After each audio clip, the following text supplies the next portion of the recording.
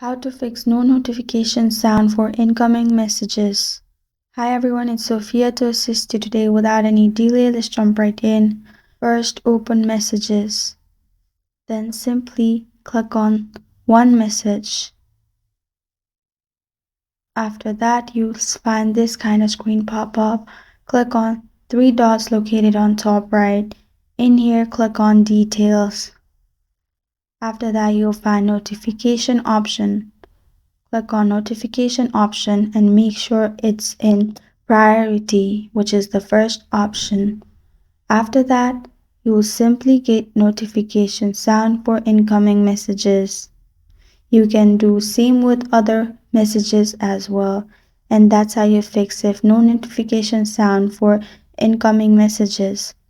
Thank you for joining me today. If this video helps you out, please leave a like and subscribe for more. Got a question or want to suggest a topic? Comment below. I am Sophia signing off until next time.